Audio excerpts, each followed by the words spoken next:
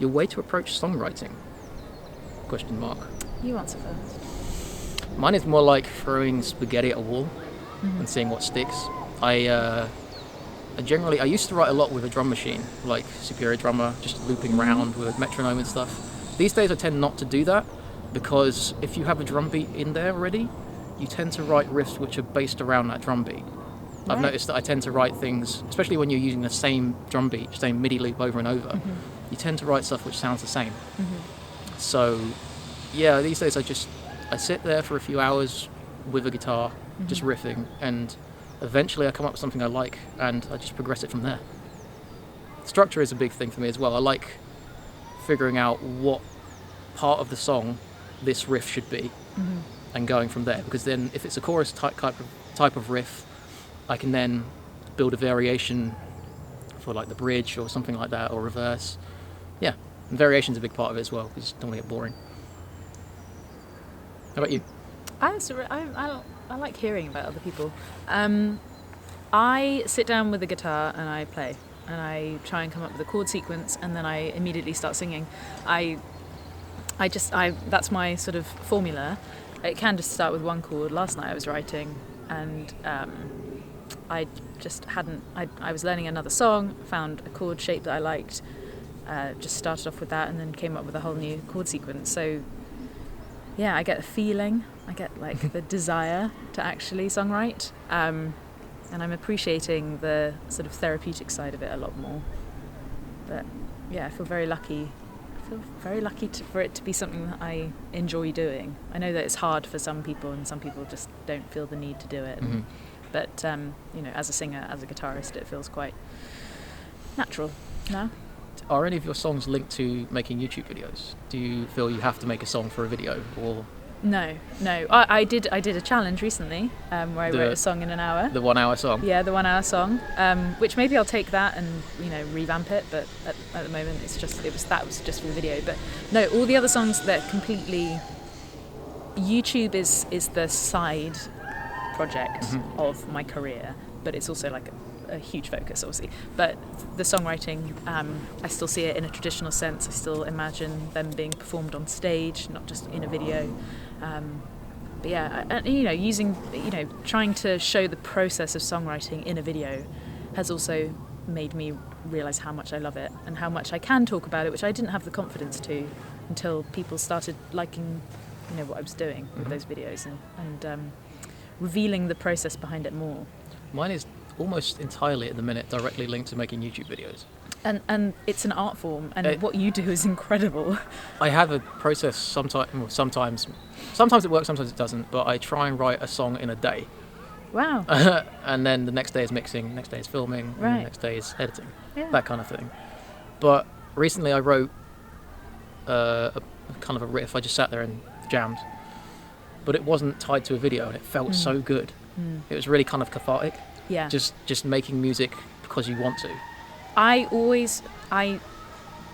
come up with I put myself under pressure sometimes, because I'm like, this has to go on the radio, like this has to be good enough to be heard, and then I remember that no, it doesn't. Like sometimes you just have to get through the bad songs to get to a good song. So maybe putting yourself under pressure to make a video out of a song, do you find that difficult? If you're finding it so therapeutic now to not put yourself under that pressure, do you think you'll do more of it? I always find the two is a hard balance to make. I can't really make songs that don't go on YouTube. Does that make sense? Yeah. Every song you're proud of them. That's every good. song I make will go on YouTube, I'm sure. But making... That's really interesting. The two coexisting is kind of hard for me to make happen at the minute. Yeah. Because eventually I'll have to make an EP. I want to make an EP or an album. But will the YouTube video stop because of that? And that's something I've got to make sure that doesn't happen. Time management. Well, and that's why I've been so focused on video and not been gigging, because I've been putting all my energy into filmmaking. But now I'm trying to combine the two, so I'm just editing at the moment a tour diary and show, and make sure that I don't miss my Tuesday deadlines, and I try and put up more than one video every week. Obviously I don't manage that all the time, but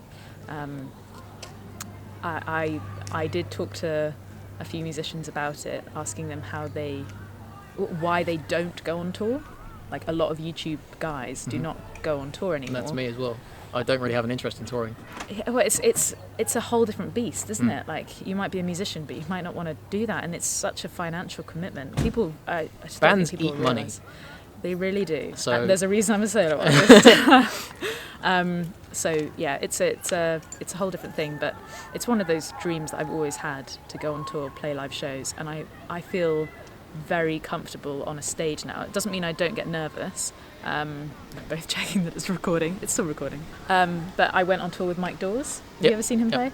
Oh my God, that was real eye-opener, and I saw his such a pleasant experience. It was amazing. His cover of One by Metallica. Yeah, that's wicked. He played that every night, and Yeah. it was amazing. And yeah, that went super viral. He's a strange one, because like, he has this amazing online career that some of us would dream of, but he doesn't see it as his like main focus. He is a touring professional stage musician, and he's so good at it. Yeah, he's really, so really good at it. He really knows how to work a crowd. He has a very good stage presence. Incredible stage presence, and the way he teaches you through some of the things that he's doing, which is even more impressive than him just doing them. Like, he talks you through it and then shows you the layers. It's just, anyway, Mike, you know I love you. That's interesting, the way he doesn't think it's his main gig, if you know what I mean, the online thing. No, not at all. There's a teacher at the Guitar Institute, or at the ICMP, called Lee Hodgson. He was a country teacher, and he appeared to be a big fan of Vince Gill. And Vince Gill is a really good guitar player. He's another like songwriter I think should win all the awards. Right. That's just how I describe it. Yeah. Just someone being really, really good. But he doesn't consider himself a guitar player or a songwriter. He considers himself a golfer. And They're that the really worst. annoys Lee Hodgson at the Guitar Institute, or it did at the time. Well, there are some of the musicians on YouTube that see themselves as guitarists, but they play drums like I've never seen, and things like that. So Are we talking about Jared Dines? yes. Next question says pineapple on pizza ? I'm a yes. I'm in favour. Yeah. Yeah, I like that. I like a Hawaiian. Fight me.